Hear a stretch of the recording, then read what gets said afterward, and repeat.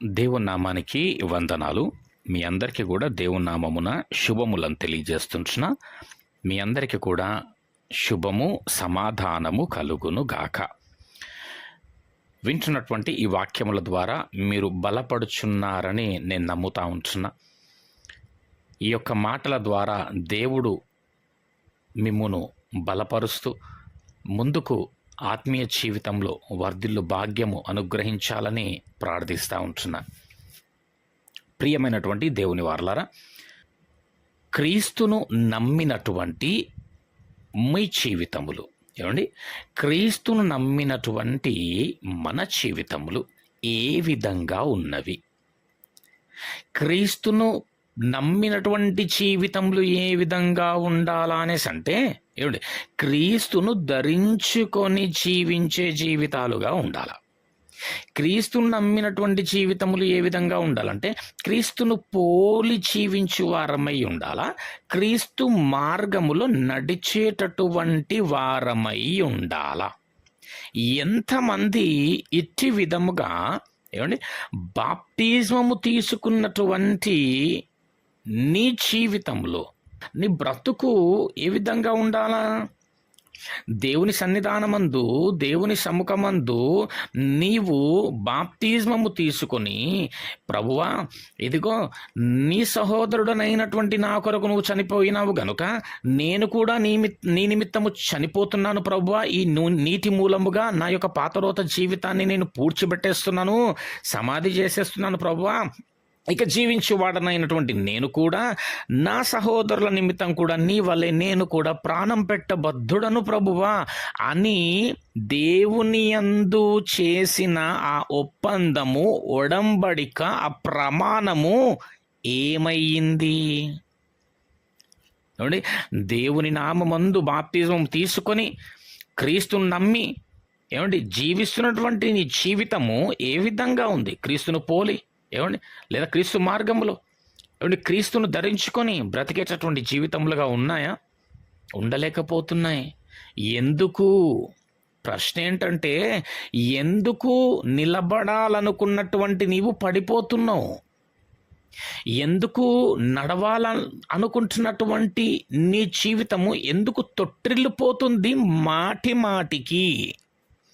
కానీ గమనించినట్టయితే ప్రియమైనటువంటి వారలారా, వాక్యములు మనము గమనిస్తే ఒక వ్యక్తి మాత్రము క్రీస్తును నమ్మిన తర్వాత ఏమనుకున్నాడంటే, నేను ఇక బ్రతికితే క్రీస్తులాగానే బ్రతకతాను అనుకున్నాడంట.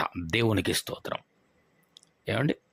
ఆయన అనుకున్నాడంట, నేను ఇక బ్రతికితే నా క్రీస్తు ఏ విధంగానైతే శ్రమపడ్డాడో అదే విధంగా నేను శ్రమపడతాననుకున్నాడంట.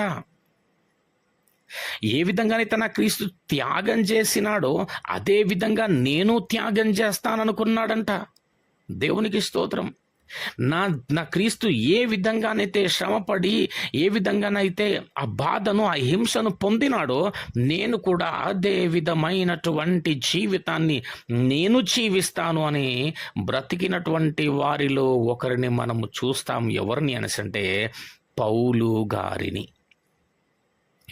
పౌలు గారు అనుకున్నారంట, నేనికపై బ్రతికితే క్రీస్తు వలెనే, క్రీస్తును పోలే బ్రతకతానని బ్రతికి చూపించిన వాడండి ఆయన. దేవునికి స్తోత్రం. మరి మనము ఎందుకు బ్రతకలేకపోతున్నాం? నిలబడాలనుకుంటున్నటువంటి నీవు ఎందుకు పడిపోతున్నావు? నడవాలనుకుంటున్నటువంటి నీవు ఎందుకు తొట్టిల్లిపోతున్నావు మాటి మాటికి అని చూసినట్టయితే, కొలస్సీలకు రాసిన పత్రిక 3వ అధ్యాయంలో 1వ వచనంలో మనం ఒకసారి గమనించినట్టయితే, మీరు క్రీస్తుతో కూడా లేపబడిన వారైతే. ఎంతమంది ఉన్నారండి ఈ వాక్యం ఇచ్చినటువంటి మీ జీవితంలో? క్రీస్తుతో కూడా లేపబడిన వారు ఉన్నారా? ఉన్నారండి. ఏ విధంగా? బాప్తిజమము ద్వారా నీ యొక్క పాతరోత జీవితాన్ని సమాధి చేసి నూతన సృష్టిగా నీవు లేపబడినటువంటి వాడవు, దానవు. క్రీస్తు ఏ విధంగానైతే మరణించి మరలా తిరిగి లేచినాడో అట్టి విధమైనటువంటి మరణము నీ జీవితంలో జరిగినది. అది బాప్తిజమము ద్వారా నీ యొక్క పాత జీవితాన్ని నువ్వు సమాధి చేసి నూతన జీవితమును జీవిస్తున్నటువంటి వాడవై ఉన్నావు. అయితే ఇక్కడ మీరు క్రీస్తుతో కూడా లేపబడిన వారైతేనే, ఏమండి, కాకపోతే నేను నీతో మాట్లాడట్లే, ఏమండి, నువ్వు క్రీస్తుతో కూడా లేపబడ్డావు కదా. అయితే చూడండి, క్రీస్తుతో కూడా లేపబడిన వారైతే ఎట్లుంటారు అనేటటువంటిది కింద వచనాలు చెప్తా ఉంటున్నాయి. పైనున్న వాటినే వెదకుడి. ఇక్కడ వచ్చిందండి ప్రాబ్లం. నువ్వు పడిపోవడానికి, నువ్వు తొట్టిల్లడానికి, ఏమండి, ఇప్పుడు ఇక్కడ నీకు సమాధానం దొరుకుతుంది. చూడండి, ఏమండి, పైనున్న వాటిని వెదకుడి, అక్కడ క్రీస్తు దేవుని కుడి పార్శ్వమున కూర్చుండి ఉన్నాడు.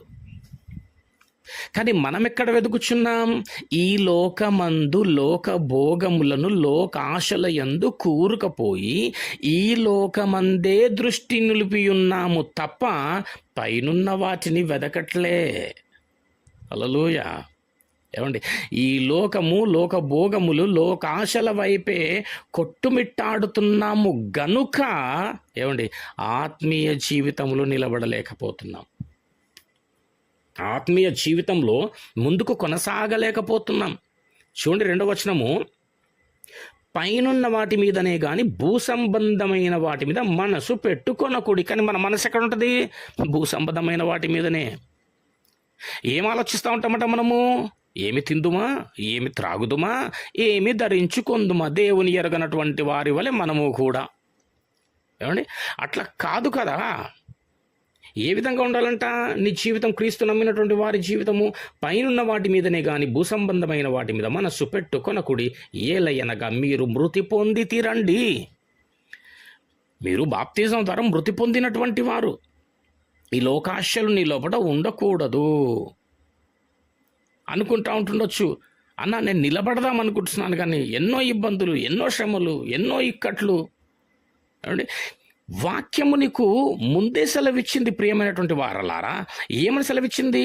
ఈ లోకములో మీకు శ్రమ కలుగును, అయినను ధైర్యము తెచ్చుకొనుడి, ఏలయనగా నేను లోకమును జయించి ఉన్నాను అన్నాడు కదా. అదే యోహాను సువార్త 15వ అధ్యాయంలో 17వ వచనం నుంచి మనం ఒకసారి చూసినట్టయితే ఏమని రాస్తా ఉంటున్నాడు దేవుడు అక్కడ? ఈ లోకము ఎవరైతే స్నేహిస్తారో వారిని లోకం స్నేహిస్తుంది, కానీ మీరు లోక సంబంధులు కాదు, నేను మిమ్మును లోకంలో నుంచి వేరు చేసుకుని ఏర్పరచుకుని ఉన్న గనుక లోకము మిమ్మును ద్వేషించును. పౌలు గారు అపొస్తలుల కార్యంలో ఏం చెప్తున్నాడు? శిష్యులకి వారి మనసును దృఢపరుస్తున్నాడు. అంటే ఏమని చెప్తూ తెలుసా? మనము అనేక శ్రమలను అనుభవిస్తూ పరలోక రాజ్యం వెళ్ళాలా. అంటే పరలోక రాజ్యం వెళ్ళాలంటే ఏం కావాలా? శ్రమ అనుభవించాలా, ఇబ్బంది అనుభవించాలా. వస్తే ఎదురైతే దేవుని నామందు నిలబడినప్పుడు నీకు అవమానాలు వస్తున్నాయా, నిందలు వస్తున్నాయా, దూషణ, వెలివేతన, ఇంకా ఏమైనా ఆకలి దప్పులా, ఇంకేమైనా ఏదైనప్పటికీ క్రీస్తునందు నిలబడి దాన్ని ఎదిరించి సహించి భరించేటటువంటి వారమై ఉండాలి కదా. అట్టి విధమైనటువంటి జీవితాన్ని మనము ముందుకు కొనసాగించే వారమై ఉండాల. పౌలు గారికి అట్టి విధమైనటువంటి శరీర సంబంధమైనటువంటి శ్రమ ఈ లోకమందు అనేకము కలిగినాయండి. అయినప్పటికీ పౌలు గారు మాత్రము ప్రభువును విడిచిపెట్టలేదు. అనుకున్నటువంటి మాట ప్రకారంగా దేవుని యందు నిలబడి బ్రతకగలిగినటువంటి వాడై ఉన్నాడు. చూడండి 2 కొరింథీ 4వ అధ్యాయం 16వ వచనంలో ఒకసారి చూద్దాం. కావున మేము అధైర్యపడము. అంటే ఏంటి? మేము భయపడమని చెప్తున్నాడు ఆయన. నువ్వు భయం. ఏమండి, కడుపు నొస్తే భయం, కాలు నొస్తే భయం, అప్పంటే భయం, ఒక ఇబ్బంది వస్తుందంటే భయం, ఏమండి, జ్వరం వస్తే భయం, కలలు వస్తే భయం. అయ్యో, ఏది జరిగినా కానీ కళ్ళ ఎదుట భయం భయం భయం. మొత్తానికైతే బ్రతుకంతా కూడా ఎందులో జీవిస్తున్నావమ్మా నీవంటే భయంలో. కానీ ఇక్కడ ఈయన చెప్తున్నాడు మేము అధైర్యపడక. ఏమండి, అంటే మేము భయపడము, అధైర్యపడము. ఏమండి, మనమేమో ప్రతి విషయంలో అధైర్యం. ఏ విధంగా చేయాలో, ఎలాగ చేయాలో, దీన్ని ఏ విధంగా నేను ముందుకు తీసుకెళ్లాలో, దీన్ని ఏ విధంగా నేను గెలవాలో, దీంట్లో నుంచి నేను ఏ విధంగా వెళ్ళాలో, నేను వెళ్ళగలుగుతానా, నేను చెయ్యగలుగుతానా, నాకు రాగలుగుతుందా, నేను వెళ్ళగలుగుతానా అంటే ప్రతి క్షణం భయమేనండి. భయంలో ఎందుకండి? ప్రాబ్లం ఎక్కడుంది? చూడండి ఇప్పుడు ఇక్కడ ఏమండి, కావున మేము అధైర్యపడక, వీళ్ళెందుకు ధైర్యంగా ఉండగలుగుతున్నారు, వీరెందుకు భయపడకుండా ఉండగలుగుతున్నారండి అసలు?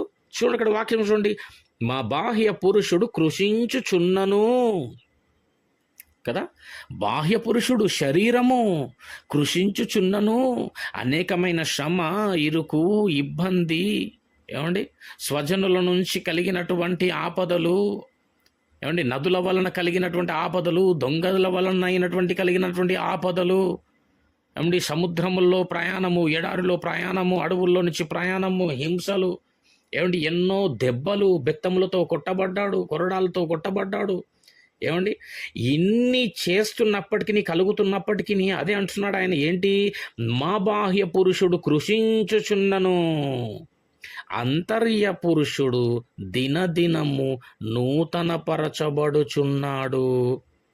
మేము చూడండి, ఎందుకు వీరు అధైర్యపడము అని చెప్పినారు, ఎందుకు భయపడము అని చెప్పినారు, అసలు ఏం చేసినారు వీళ్ళు అని చూస్తే, ఏ విధంగా బ్రతికినారు అని చూస్తే 17వ వచనం నుంచి, మేము దృశ్యమైన వాటిని చూడక, ఏమండి, నోట్ దిస్ పాయింట్, వీరంట దృశ్యమైన వాటిని చూడరట.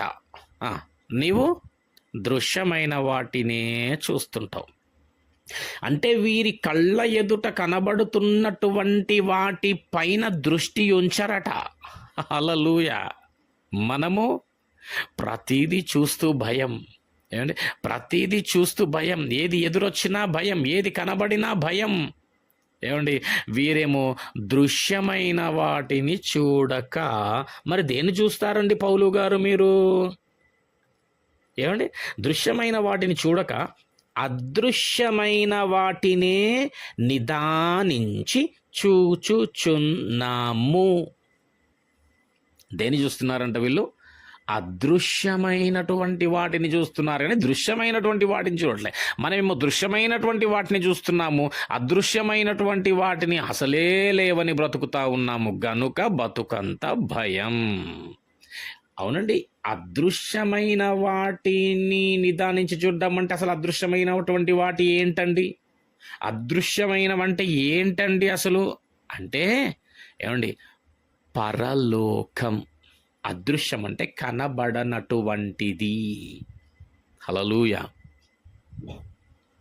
వీరు దేన్ని చూస్తున్నారు అంటే, దేని యందు దృష్టి నిలిపినారు అనేసి అంటే, దేని నిదానించి చూచుచున్నారు అనేసి అంటే, ఎందుకు వీరికి భయం కలగట్లేదు, ధైర్యంగా ఉన్నారు అనేసి అంటే, ఈ లోకమందు అవుతున్నటువంటి, జరుగుతున్నటువంటి, కలుగుతున్నటువంటి వాటిని, కనబడుతున్నటువంటి వాటిని మేము చూడట్లేదు, కనబడనటువంటి దేవుడు మా కొరకు సిద్ధపరిచినటువంటి బహుమానమనబడే పరలోకమును నిదానించి చూచుచున్నాము, గనుక ఈ లోకమందు మా బాహ్య పురుషుడు ఎట్టి విధమైనటువంటి శ్రమలకు, ఆ ఇరుకులకు, ఆ ఇబ్బందులకు గురైనప్పటికీ, కృషించుచున్నప్పటికీ మేము భయపడడం లేదు, భయపడము, అధైర్యపడక.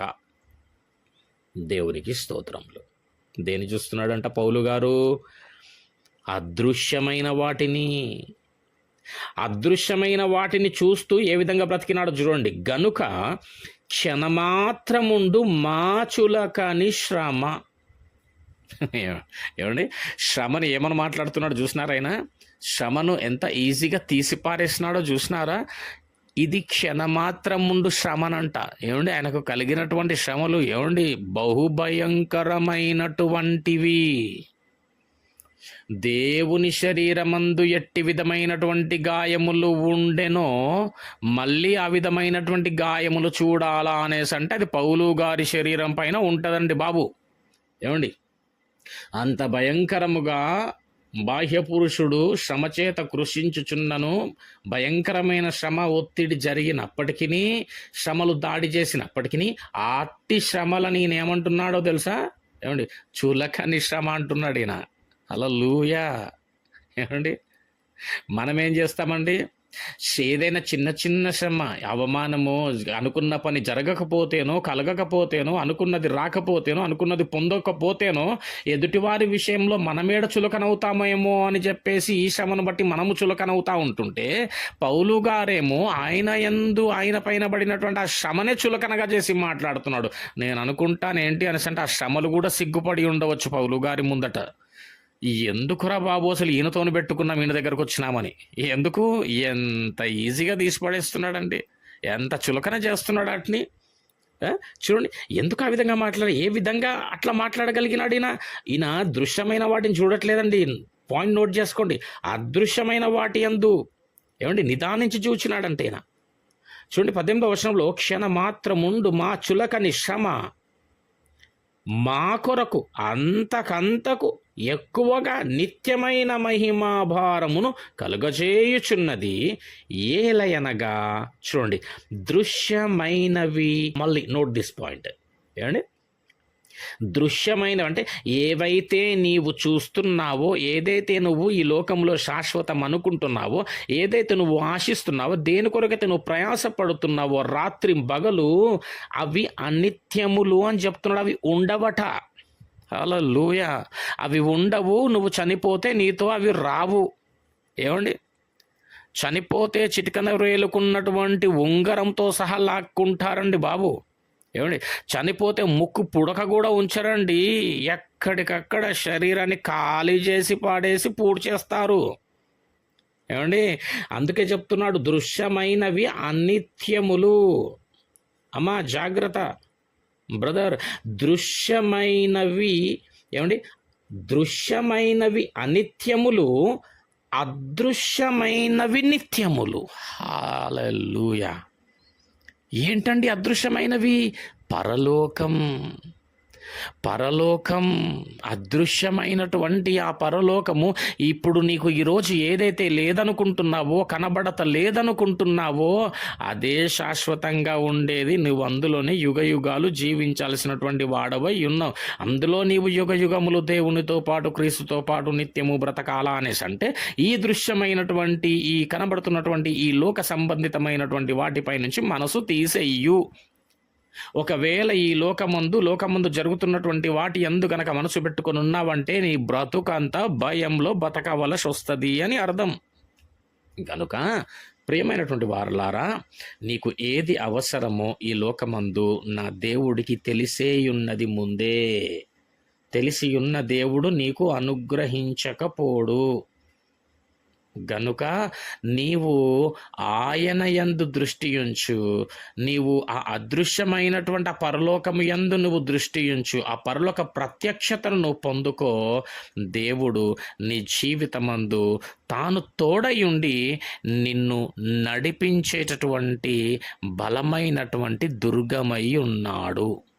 దేవుని నామానికి స్తోత్రములు. గనుక ప్రియమైనటువంటి వారలారా, వాక్యము చెప్పినటువంటి విధముగా పైనున్న వాటి మీదనే కానీ భూసంబంధమైన వాటి మీద మనసు పెట్టుకొనకండి. నీ కొరకు నా కొరకు, మన కొరకు సిద్ధపరిచినటువంటి బహుమానమనబడేటటువంటి ఆ పరలోకమును పొందుకొనుటకు ప్రయాసపడుదము. ఎప్పుడైతే నీవు ఇట్టి విధంగా ఈ వాక్యము యందు దేవుడు నీ కొరకు సిద్ధపరిచినటువంటి ఆ బహుమానం యందు ఎప్పుడైతే నువ్వు దృష్టి ఉంచుతావో, నీ ధ్యానము ఎప్పుడైతే దాని యందు ఉంటుందో, ఈ లోకములో ఎట్టిది సంభవించినప్పటికీ నీకు ఇబ్బంది అనిపించదు, నీకు శ్రమ అనిపించదు, అది నీకు చులకనగా అవుతుంది. దేవుని నామానికి స్తోత్రములు. చులకని శ్రమ. ఎందుకు పౌలు గారు అంత భయంకరమైనటువంటి శ్రమలను కూడా ఈ లోకంలో అవి చులకనియండి అని అనగలిగినాడు అనేసంటే, ఆయనకు తెలుసు ఒక సత్యం ఏంటి అనేసంటే, ఆ పరలోకమే గనక కాకపోతే మరొక లోకముంది, అది నరకలోకము. అది పెద్ద శ్రమ, ఇది కాదు అంటున్నాడు ఆయన. ఇవి చులకని శ్రమలు. ఇవి చులకని శ్రమలు. వీటిని పట్టుకొని గనక ఒకవేళ ఆత్మీయ జీవితాన్ని కోల్పోతే పెద్ద శ్రమ ఉన్నది, అదే నరకము. నరకము ముందు ఇప్పుడు ఈ లోకమందు సంభవించే ఎట్టి శ్రమ అయినా చులకనిదే అని అర్థం. దేవుని నామానికి స్తోత్రములు. కావున ప్రియమైనటువంటి వారలారా, దేవుడు మన కొరకు సిద్ధపరిచినటువంటి ఆ యొక్క పరలోకమును స్వతంత్రించుకొనుటకు, తగు ఆత్మీయమైనటువంటి జీవితాన్ని బ్రతుకుటకు దేవుడు తన కృప సహాయమును మనకు దయచేయునుగాక. నీ ప్రతి కార్యమందు దేవుడు తానయ్యుండి ప్రతి కార్యమును సఫలపరచునుగాక. నీ అవసరతను, అక్కరను ప్రభువు తీర్చునుగాక. దేవుడు నీకు దయచేయునుగాక. ఇటు దీవెన, కృప, ఆశీర్వాదము దేవుడు నీకు మెండుగా దయచేయునుగాక. దేవుడు నీకు, నీ కుటుంబానికి తోడయ్యుండునుగాక. ఆమెన్.